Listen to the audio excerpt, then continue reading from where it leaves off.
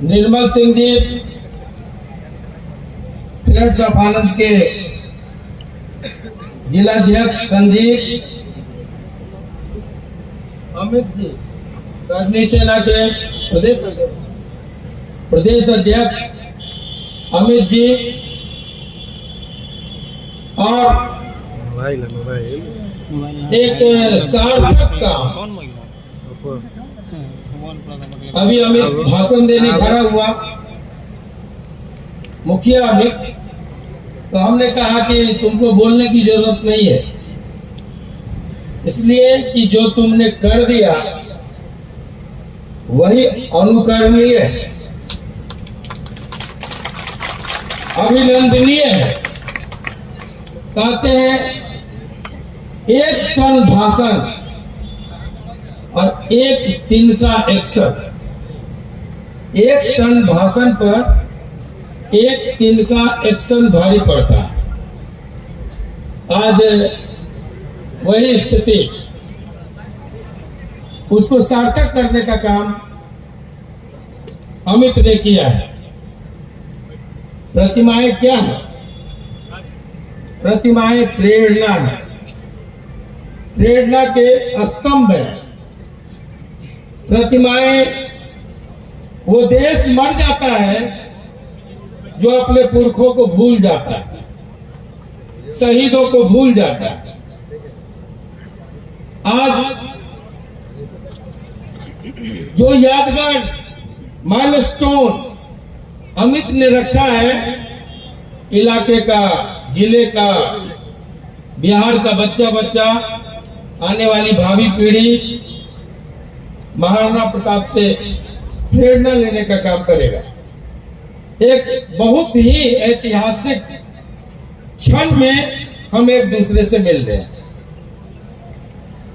साथियों, महाराणा प्रताप पर कुछ बोलना सूर्य को दिया दिखाने के बराबर है। हमें कुछ बोलने की जरूरत नहीं।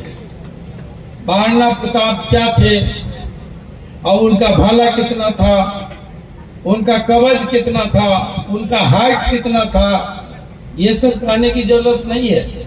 महाराणा प्रताप का दो जानवर जिसने साथ दिया, चेतक, वो भी जब अमर हो जाता है इतिहास में, राम प्रसाद हाथी, वो भी जब इतिहास का अमर पात्र हो जाता है, तो महाराणा प्रताप पर कुछ बोलने की जरूरत नहीं है। महाराणा प्रताप को जीने की जरूरत है, महाराणा प्रताप से सीखने की जरूरत है, महाराणा प्रताप के राह पर चलने के संकल्प की जरूरत है। इसलिए महाराणा प्रताप की लड़ाई को लोग बड़ी विकृत रूप से पेश कर रहे हैं। आज के संदर्भ में बहुत दर्द होता है, बहुत दुख होता है। माफ कीजिएगा, मैं आया हिंदुआ सूरज, आपने भी कहा, हिंदुत्व आपने भी कहा, अधिकांश लोग यहां जमा। आप चले जाइए रामायण में, हिंदू शब्द ढूंढ के लाइए। आप चले जाइए महाभारत में, हिंदू शब्द ढूंढ के लाइए। आप जाइए उपनिषद में, हिंदू शब्द ढूंढ के लाइए। आप चले जाइए गीता में, हिंदू शब्द ढूंढ के लाइए, कहीं नहीं मिलेगा। लेकिन एक शब्द है, बार बार कृष्ण के मुंह से आया है, क्षत्रिय। रामायण में भी मिलेगा। हर हमारे जो जिसको आज हिंदू धर्म ग्रंथ कहते हैं, उन धर्म ग्रंथों में बार बार क्षत्रिय शब्द का उल्लेख है। हम बहुत पुरातन हैं, हजारों साल पुराने हैं, और इसलिए किसी ने कहा, छात्र धर्म युगे युगे।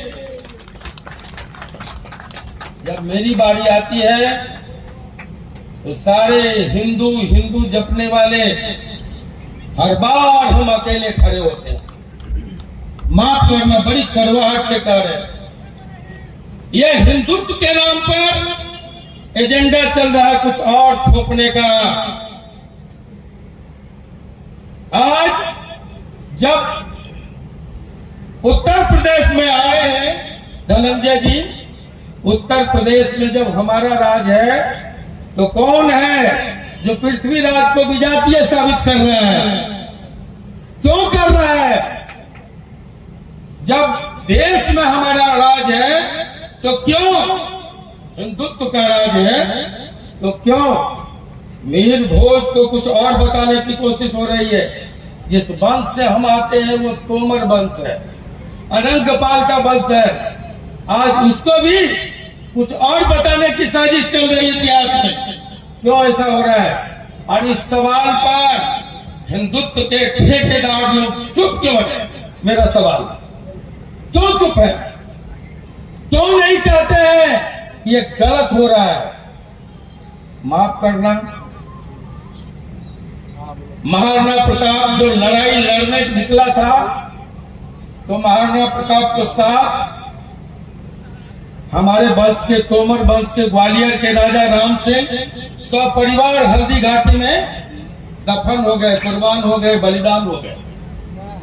लेकिन राजस्थान में भी सुविधा भोगी राजपूत जितने थे, रजवाड़े जितने थे, भाग खड़े हुए। साथ किसने दिया? कप्तान कौन था? हिंदुत्व की बात करने वाले कप्तान था हकीम खान सूर। इसी शाहबाद से आता था उसका खानदान, शेरशाह सूरी का परिवार था, शेरशाह सूरी का वंशज था। उसका हक महाराणा प्रताप का सेनापति हकीम खान सूर और अकबर का सेनापति, बोलना पड़ेगा क्या? कौन था सेनापति? हम ही में से थे। इधर से कह रहा मान सिंह, हमको बोलना भी नहीं चाहता साथियों। और लड़ाई को रंग देंगे लोग हिंदू और मुसलमान का नहीं। जब भी हम राम बनकर निकले हैं अन्याय के खिलाफ, लड़ाई किससे थी? कहना नहीं पड़ेगा, गुनना होगा, मनन करना होगा। जब भी हम राम बनकर निकले हैं तो बन के नर, जिसको बना दिया बानर, जिसकी जंगलों में, जंगली इलाकों में बड़ी पूंछ थी, कोल भील बन के नर, पीछे से लगा दिया पूंछ। जंगल में उनकी पूंछ बड़ी थी, पीछे से लगा दिया पूंछ। तो जब राम बनकर निकले तब भी यही गरीब, गुरबा, दलित, पिछड़े, इन्होंने ही साथ दिया। जब हम महाराणा बनकर निकले तब भी हमारा साथ दिया कोल भील, मुसलमान, इन्होंने हमारा साथ दिया। और इसी इलाके से खड़े हुए 1857 के गदर के महानायक बाबू वीर कुंवर सिंह, तब भी उनका साथ दानापुर के यादवों ने दिया, बिया के पासवानों ने दिया, चंभित चमार ने दिया, दुबे जी ने भी दिया। और पीर अली साथ साथ शहीद हो गए, फांसी पर चढ़ गए। पीर अली की कुर्बानी कौन था? कुंवर सिंह का सेनापति, याद कीजिए, उसका भी नाम था करीम खान। बहुत दिन की बात नहीं है, मैं अभी बोल के आया हूं। इस देश में अगर 1857 नहीं होता तो उसकी प्रेरणा से 1942 नहीं होता, और अगर 1942 नहीं होता तो 1947 में देश आजाद भी नहीं होता। और आजादी के संघर्ष में हमारे इतिहास को दफन करने की जो साजिशें हो रही है, जो कमजोर करने की, छोटा बताने की साजिशें हो रही है, उस इतिहास में, इतिहास बताता 1857 का कि सबसे बड़ी उम्र का योद्धा, जिसके बारे में कहा जाता 80 वर्षों की हड्डी में जागा जोश पुराना था, सब कहते हैं कुंवर सिंह जी बड़ा वीर मर्दाना था। तो वो सबसे ज्यादा उम्र का महानायक ब्रिटानिया हुकूमत में 1857 में सबसे ज्यादा भूभाग पर कब्जा जमाया। वहां उत्तर प्रदेश से लेकर बंगाल आसनसोल तक और मुल्क में आजादी का परचम लहराया और सबसे ज्यादा समय तक ब्रिटानिया हुकूमत की छाती पर आजादी का परचम लहराता रहा। उसका नाम था बाबू वीर कुंवर सिंह। लेकिन आज हमें कम बड़ी दुख हुआ जब हम गए और चाची क्या नाम है उनका, पुष्पा जी रो रो के बता रही थी कि आजाद भारत में कल ही किस तरह से बूटों से कुंदों से मार मार के एक स्वतंत्रता सेनानी के परपोते को, कुंवर सिंह के परपोते को, छरपोते को, जो भी हो, उनके वंशज को मार मार के और लाश फेंक दिया गया बाहर। यह आजाद भारत में हो रहा है। इसलिए हो रहा है कि शायद हम मुर्दा हैं। आनंद मोहन तंग किए जाते हैं, तबाह किए जाते हैं, निकलने पर फिर से घेरने की कोशिश होती है, इसलिए कि हमारी जमात मुर्दा है। हमने गुलामी सीख ली है, हमने पट्टा बांध लिया है पार्टियों का, इसलिए साजिशें चल रही है।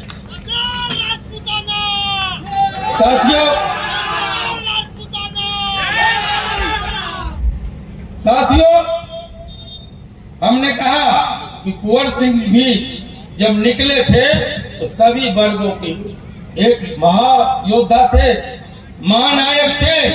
लेकिन मैं समझता हूं कि 1857 के गदर में उससे बड़ा कोई जननेता नहीं था जिसके साथ हर वर्ग, हर समुदाय, हर धर्म के लोग थे। इसलिए आज जब हम महाराणा प्रताप की प्रतिमा के अनावरण के अवसर पर इकट्ठा हुए हैं, एक बात जान लीजिए, लड़ाई हिंदू और मुसलमान की नहीं थी, लड़ाई गुलामी, आजादी और स्वाभिमान के बीच थे। एक तरफ गुलामी थी और एक तरफ आजादी थी। आजादी के लिए लड़ने वाले, स्वाभिमान के लिए लड़ने वाले जो लोग थे वो थे महाराणा प्रताप के साथ खड़ा, और जो सत्ता का सुख भोगना चाहते थे वो थे मान सिंह के साथ खड़ा, अकबर के साथ नहीं। इतिहास में एक साथ दो महान हुआ, उसका नाम है महाराणा, तो दूसरी तरफ अकबर को भी महान कहा गया। अकबर बहुत छोटे लोग नहीं, चरित्र से बहुत बड़े लोग थे, इसलिए इतिहास में उसे भी। लेकिन हमारे जो हमारी विरासत है, जो हमारी परंपरा है, हम आज आत्मालोचना के लिए खड़े हैं, हम आज खुद को टटोलने के लिए खड़े हैं। हमारी परंपराएं दो हैं, एक संघर्ष की परंपरा और दूसरा सत्ता की परंपरा, एक महाराणा की परंपरा और दूसरा मान सिंह की परंपरा। मान सिंह की परंपरा कहती है कि मान सिंह की विरासत कहती है कि रोटी दो, बेटी दो, इज्जत दो, असमत दो, लेकिन सत्ता के साथ चिपके रहो। लेकिन महाराणा प्रताप की परंपरा हमें सिखाती है कि आजादी के लिए, स्वाभिमान के लिए अगर जंगल जंगल भटकना पड़े तो स्वीकार करो। गोद में भूख से तड़प कर बेटी अगर दम तोड़ दे तो स्वीकारो। पत्थरों पर सोना पड़े तो सो जाओ, लेकिन कभी स्वाभिमान और अपनी आजादी से समझौता नहीं करो। यह है महाराणा प्रताप की परंपरा। क्या करो, हम किसकी परंपरा के बाहर बनेंगे? ये मूर्ति अनावरण नहीं है, ये आज संकल्प का दिन है। संकल्प लो। एक जगह अंशुमन जा रहा था, खुदीराम बोस या किसी की शहादत पर किसी ने बुलाया था, मुझसे मिलने आया जेल पर। कहा कि पापा, शहीदों के लिए सबसे बड़ी श्रद्धांजलि क्या है? हमने कहा शहीदों और महापुरुषों के रास्ते पर चलना, कंटकाकीर्ण रास्ते पर चलना, ये संकल्प लेना ही सच्ची श्रद्धांजलि है। बात बहुत होगी, लंबी चौड़ी बातें करेंगे। हम कहते हैं सौर्य अगर सो जाए कहीं महाराणा प्रताप को पढ़ लेना।